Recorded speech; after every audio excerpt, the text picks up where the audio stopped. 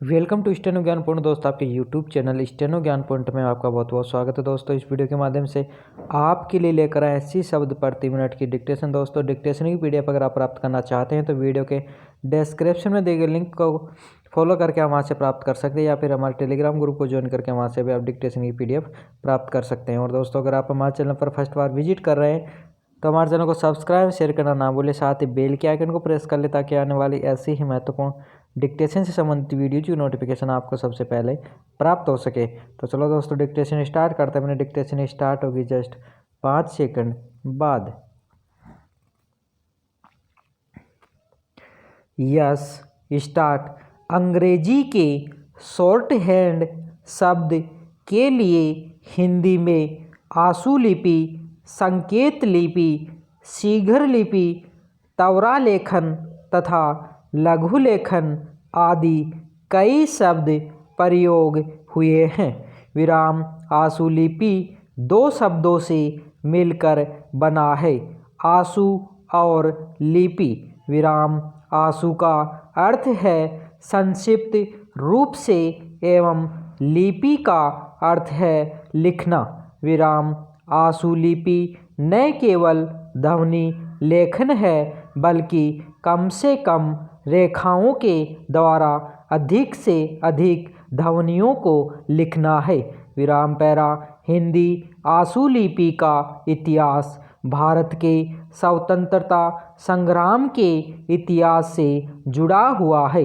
विराम 19वीं शताब्दी के अंत में भारत में ब्रिटिश शासन के विरुद्ध असंतोष व्यापक रूप में धारण कर चुका था।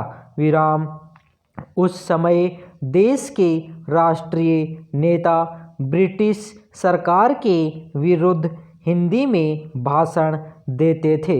विराम राष्ट्रीय नेताओं की प्रेरणा पर काशी नागरिक प्रचारिणी सभा द्वारा पहली बार हिंदी आशु लिपि की एक पुस्तक 1907 ईस्वी में प्रकाशित हुई। विराम इसके उपरांत धीरे धीरे अन्य आशु लिपि की पुस्तकें भी लिखी गई। विराम अंग्रेजी शासकों को भारतीय राजनीतिक विद्रोहियों की गतिविधियों की जानकारी लेने हेतु अपने गुप्तचरों को हिंदी आशु लिपि का प्रशिक्षण देने की आवश्यकता महसूस हुई। विराम इसलिए अंग्रेजी शासकों ने लखनऊ के क्रिश्चियन स्कूल ऑफ कॉमर्स में हिंदी आशु लिपि सिखाने की व्यवस्था की। विराम इस स्कूल में हिंदी आशु लिपि सिंह प्रणाली पुस्तक के द्वारा सिखाई गई। विराम इसी प्रकार इलाहाबाद के श्री ऋषिलाल अग्रवाल ने भी एक हिंदी आशु लिपि पुस्तक लिखी जो ऋषि प्रणाली के नाम से जानी गई। विराम तब से लेकर भारत के स्वतंत्र होने तक यही 2 प्रणालियां चलती रहीं। विराम शासन में हिंदी आशु लिपि की उपयोगिता न होने से इसे बढ़ावा नहीं मिला।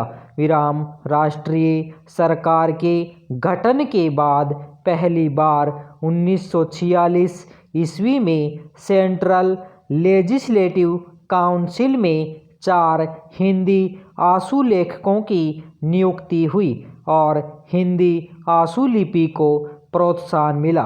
विराम आज़ादी के बाद हिंदी को राजभाषा का स्थान प्राप्त होने से कई आशु लिपि की पुस्तकें लिखी गई, जिनमें पिटमेन त्वरा लेखन, हिंदी आशु लिपि एवं नागरी आशु लिपि आदि हैं। विराम ये सभी पिटमेन सिद्धांत के आधार पर लिखी गई थीं। विराम इसके उपरांत मानक आशु लिपि एवं नवीन आशु लिपि पद्धतियाँ सामने आईं जो सिंह प्रणाली के आधार पर विकसित हुई। विराम पैरा वक्ता के भाषणों को लिपिबद्ध कर उनका भाषा लिपि में सही प्रतिलेखन करना आशुलिपिकों के द्वारा ही संभव है, क्योंकि इसमें भाषा ज्ञान एवं विवेक की आवश्यकता होती है, विराम, जिसकी तुलना मशीन से नहीं की जा सकती। विराम, उद्योग और व्यवसाय के बढ़ने से आशुलिपिकों की मांग दिन प्रतिदिन बढ़ती जा रही है। यह ऐसा निश्चित ज्ञान है जिसके द्वारा शीघ्र तथा आकर्षक रोजगार उपलब्ध हो सकता है। विराम, इसके द्वारा मस्तिष्क में अचानक आए विचारों को तुरंत लिखा जा सकता है। विराम, इसके द्वारा गोपनीयता को बनाए रखा जा सकता है।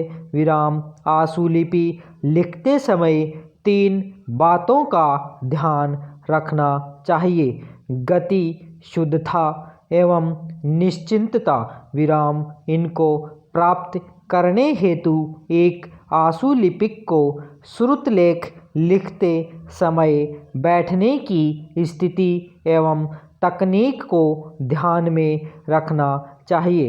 विराम, पैरा, आशुलिपि कला सीखने के लिए यह आवश्यक है कि इसका अभ्यास प्रतिदिन किया जाए।